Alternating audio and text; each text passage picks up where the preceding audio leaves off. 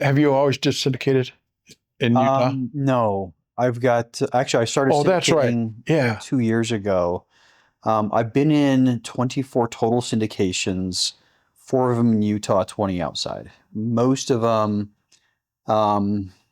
South Carolina is the state where I've had, most of the other syndications. And I want to say we had 9 properties in South Carolina, 2 in Georgia, 1 in North Carolina.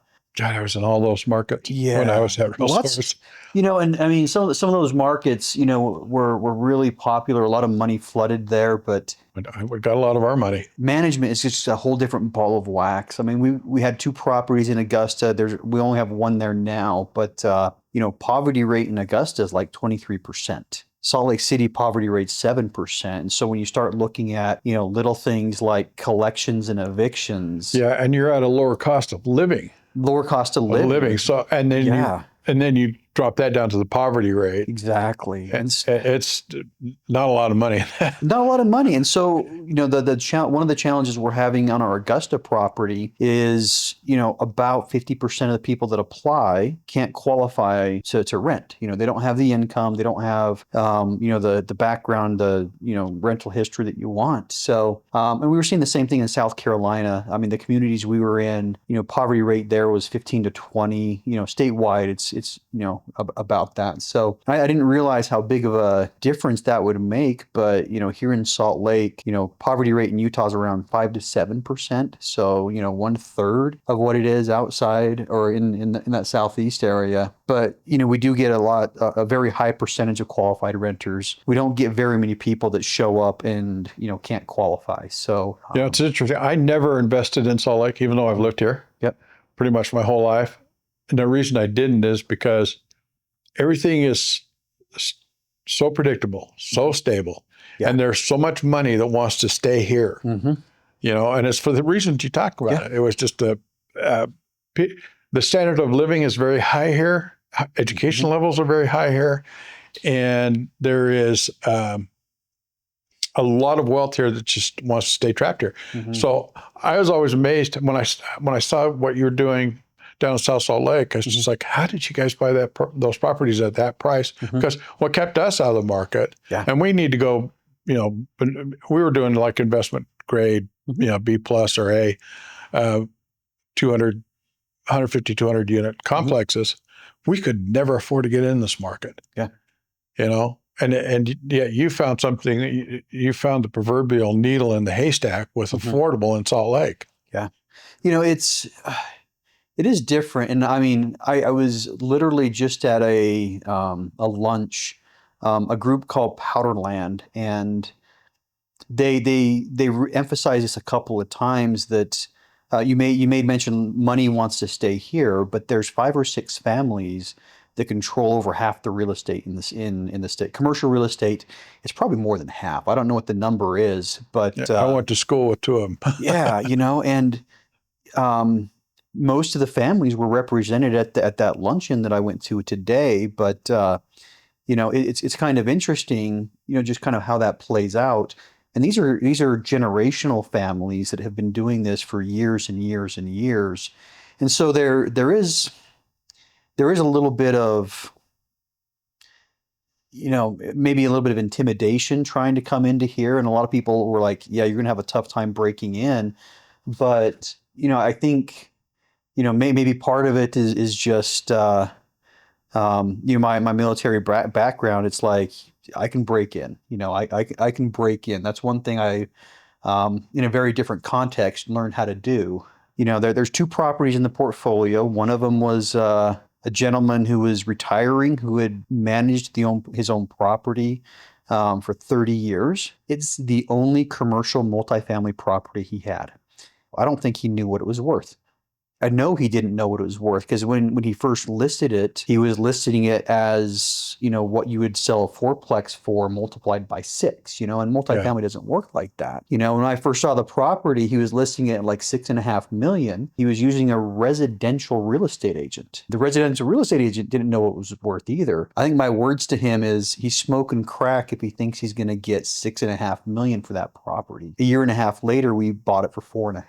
Which ended up being a really good deal. Yeah. But, That's a substantial discount. Realistically, the property was probably worth closer to 5. We were the beneficiaries of 2 other groups who came in. One of them had the property under contract at 6.3. One of them had the property under contract at 5.6. After their due diligence and, talking to lenders and everything else, both of those groups backed out. We had competitive bids with both of those groups. Our numbers were, I think our first offer was at 5.2. We ended up getting it under contract at 4.8. And then after we had it under contract, got the price down to 4.5. That was a needle in a haystack, kind of the perfect situation. I mean, if either of those 2 groups could have closed, we never would have got that deal. That's the smaller of the 2. The larger of the 2 is just market timing as well. Very similar situation. The group that previously owned it, like a lot of groups, they had a variable rate loan and they got pinched. Only so much time on their loan term. They had somebody get the deal under contract. What the broker told us is they couldn't get lending lined up like they wanted to. Once again, we were competing with that first buyer. They fell out and the broker picked up the phone, called me and said, "Hey, this one's available." He called me like 2 days after we put the offer in on Blair Street, the smaller one. I pulled that back up. I looked at the address and like, oh my gosh, these things are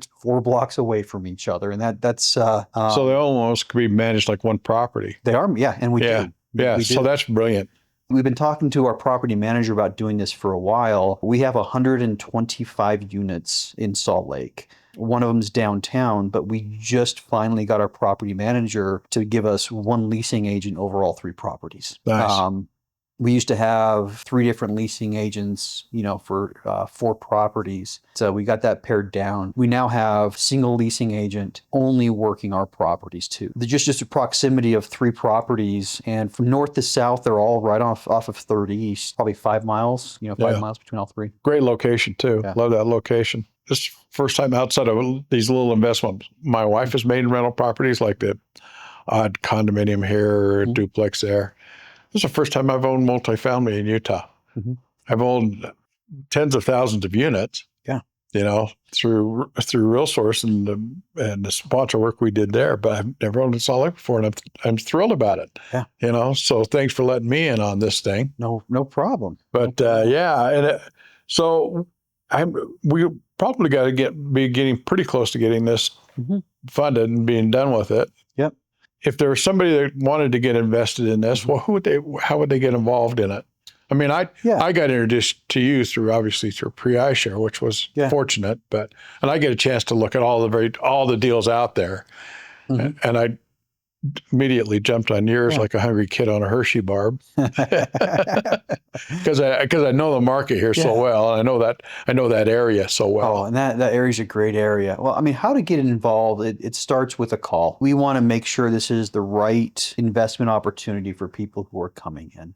I mean, so important. It is absolutely crucial. We want to make sure that it's the right type of investment for the people who are coming in. That helps us. It helps the investors as well. We want to make sure that they're comfortable with us. That's the most important thing. Yeah. On that liquidity thing, obviously, PREIshare, that's what they're doing is bringing liquidity to the limited partnership interest.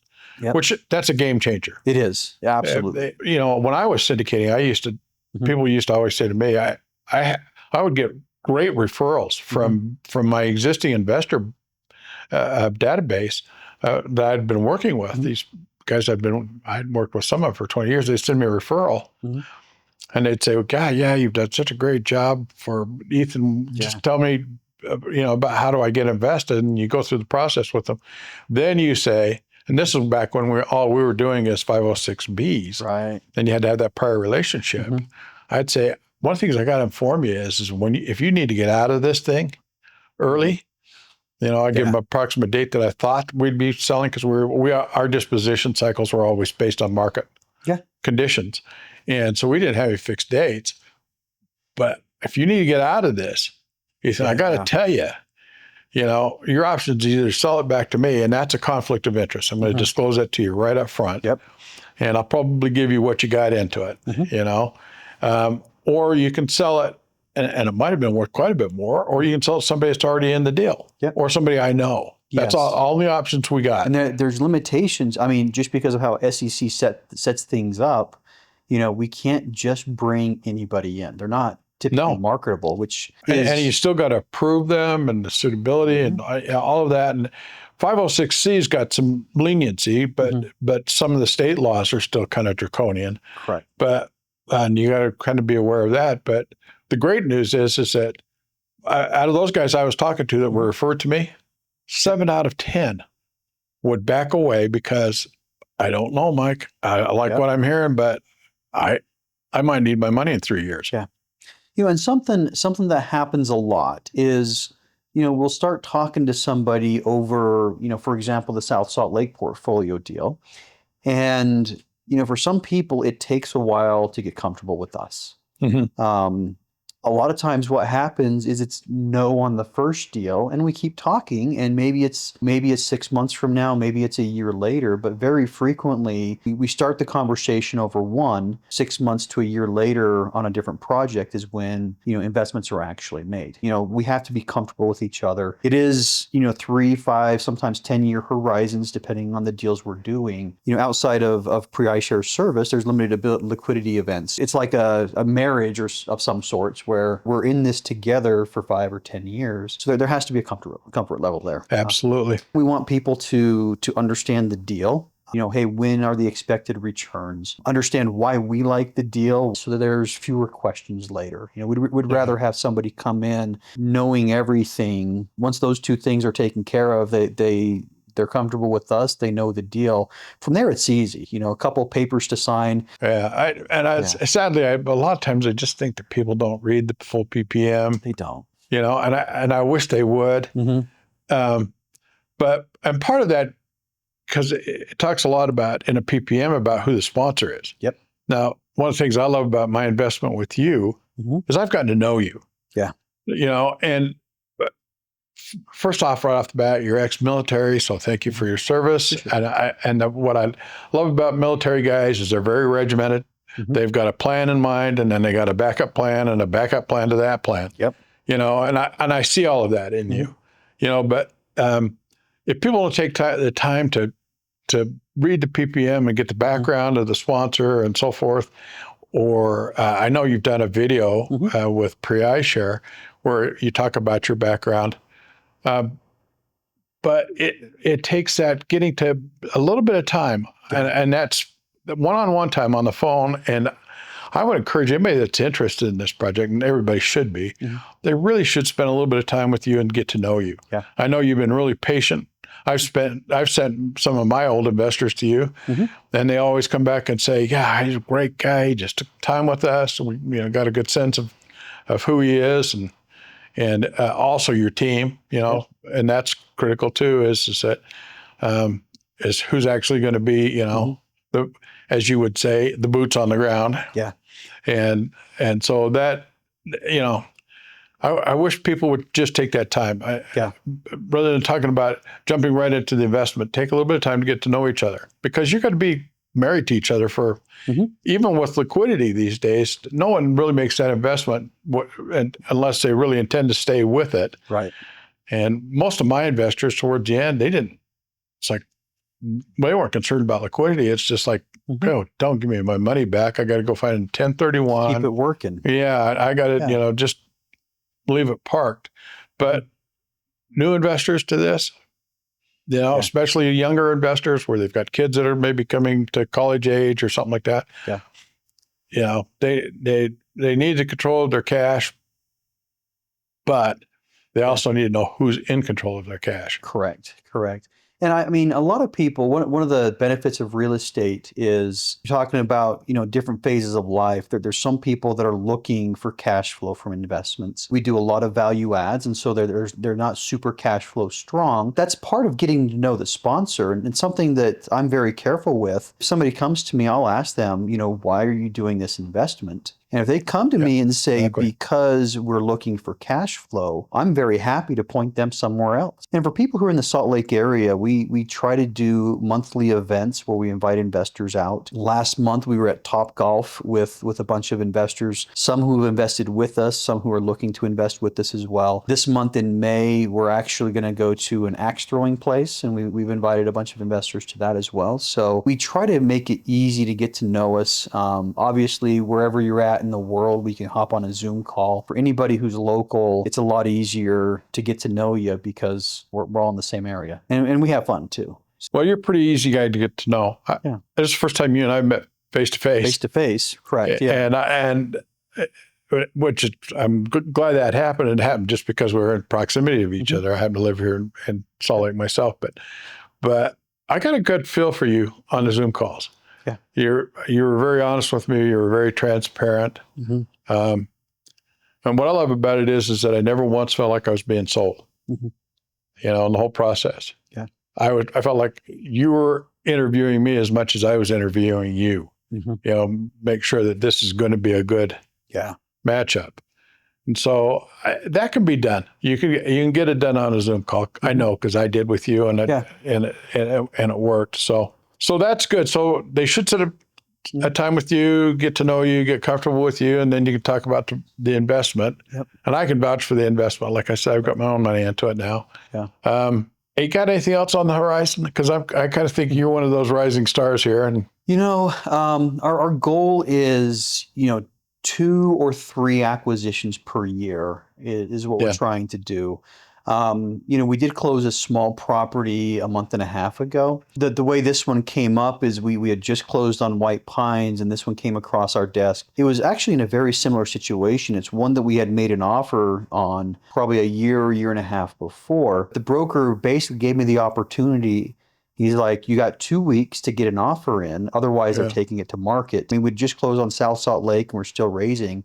That was too good of an opportunity to pass up. I mean, quite frankly, we'd probably be done with the South Salt Lake raise by now if we didn't jump on that. 27 units up Davis County, probably about 25 miles north of Salt Lake. Next acquisition, will probably be late summer is kind of what we have that penciled in, which means late summer is when we'll start looking again and try to get another acquisition in mid to late fall this year. Cool. Always looking, but we don't want to get ahead of our skis either. We don't want to. But you're pretty much done with your raise. In fact, you've closed on these properties. Correct. Yeah. That's what I loved about it. That was the other thing I loved is I wasn't buying a performa. Right. I was buying performance. Now, you've got a lot of things where you're doing value add, and I'll see greater performance on those properties. But to me, it was like, wow, it's seldom do you get a chance. It's like, we're not familiar with the property. We've done our due diligence. Here's the market conditions. We think it's going to do this. We know what it's doing. Yeah. Yeah. And on White Pines, we came in with roughly a $500,000 renovation budget. We spent $400,000. Most of the projects are done. New roof, new decks, replaced a whole lot of asphalt. We put up self-storage units. I think those have been really popular. Big plus. Yeah. So it's a brilliant spend at CapEx. Yeah. We put up 28 storage units, 9 foot by 6 foot. So these are fairly large storage units. We're renting them out at $50 a pop. Salt Lake's sitting at about a 5.2, 5.3 cap rate. We're looking at about $350,000, $400,000 in value that we've added, and it only cost us $100,000. So that's a multiple of that cap rate. Exactly. So I mean that's CapEx very well spent. Yeah, very well spent. Making the asphalt black and getting rid of potholes. It's harder to point to where that helps you, but it definitely does. It's a little harder to pull the string and say, this is exactly what we're doing. Well, I think where that's really important is that I've learned, because I've syndicated multifamily for 35 years or something like that, 30 years. The landscaping, which everybody goes, well, that's not really a true value add because you're not going to get more rent for it. But you might get a little bit more, but what you do get is you get them in the door when they come to lease. Right. Because what we learned early on, about 80 to 95% of the decision-making process is what you see when you pull into the drive of that property. And it's like, I don't think I want to live here. You don't even get that chance to get them in the door. Basically curb appeal. Yeah. Because my wife, I'd be driving the car most of the time. My wife would see a place coming up and she would say, Brian, don't even stop. That's my point. Yeah. And that's when you said that, that's exactly what I started thinking of, is her saying, Brian, don't even stop, you know? So Yeah. what I've learned from my wife on that is, if we keep the exterior, if we keep the parking lot black, you know, the landscaping done well, we're going to attract a slightly better tenant. And it even though it's a cosmetic thing, and as I was listening to you talk about that, and me saying, well, that doesn't really add much in the revenue stream, I was thinking of a guy named Mike Case, who was in Oklahoma City. And he had bought, I think also in Tulsa, but he kept buying these C-grade complexes. They were about 100-unit complexes, or maybe a little bigger, a little smaller. You could always recognize his property. First of all, the sign was always a great big red cube. And it said Case Properties on it, and then it had the information on that. But what he would do is he bought 70s and 80s vintage properties. And if it had red shag carpet in it, Formica countertops, didn't change any of that. Just cleaned things up a little bit, you know, but he didn't change any of that. But he dumped a fortune into the outside, the curb appeal into the property. And they would say, oh, yeah, I'm, you know, down at Rustling Pines. And they say, oh, that's a new development that Mike Case just did, didn't he? You know, because the property was so fresh from the exterior. And he could raise the rent. Now, keep in mind, this is like early 90s. He could raise the rent by $200 a unit. Wow. Just by the fact that the curb appeal was so strong, everybody was proud to live there. And that's a lot now. I mean, $200 per unit. Yeah. If I could get that multiple, I'd do that every day. So, I mean, but he specialized in doing just that. I mean, his units inside were clean and fresh. He'd paint them and stuff like that. But, you know, if the carpet wasn't worn out, but it was that, you know, that disco red shag, I mean, it stayed. You know, the countertops, usually he wouldn't redo the Formica, but he might re-enamel them. Once you were in the door, everybody thought, God, you lived in the greatest project on the block, but they didn't realize that when, you know, they closed the doors, they were standing on red shag carpet. From the community point of view, wow, that's a nice place. And what we're most likely going to have is a off-leash dog area, you know, fenced. Bench on the inside where owners can sit, let their dogs run around, and then a little playground. Almost every time I'm at that property, I see, you know, a mother with young kids. We want that to be a space where people can congregate. Well, and a dog park is one of the most unifying community things you can ever do. Because you all sit around the park bench and watch your dogs, you know, and that said, I can't tell you how many times we've changed over tennis courts into dog parks. And now for some reason, the big thing is pickleball. You know, everybody seems to be headed that way. But the dog park was always the most significant improvement we could add to any community. Because that's part of the family, you know, and that's how you unify a community, is through everybody's dogs. It's one of the cheapest CapEx things that you can do. You know? Absolutely. You put up a chain link fence, you put a bench in, and you put one of those little poles with a doggy bags in. $15,000. It's right in line with those self-storage units as far as bang for the buck. And it broadens your tenant base too. You know, $50 to $75 per month is about what we're charging. That adds to our revenue as well. If that's the deciding factor for them, that's a win for us as well. Why we are still raising money, we have about $250,000 in planned renovations at Blair Street as well. We are only doing exterior work at Blair Street. The interiors look nice. We're going to give it a facelift. We're going to paint everything. We're going to put some landscaping in, seal coat the parking lot again. Interiors right now are fabulous. And it's on a really quiet street. It already has self-storage, 1 per unit already. What I like doing on properties like this is we let the investors vote on what the rebranding is going to look like. And we'll put it out to the investors. That's a great idea.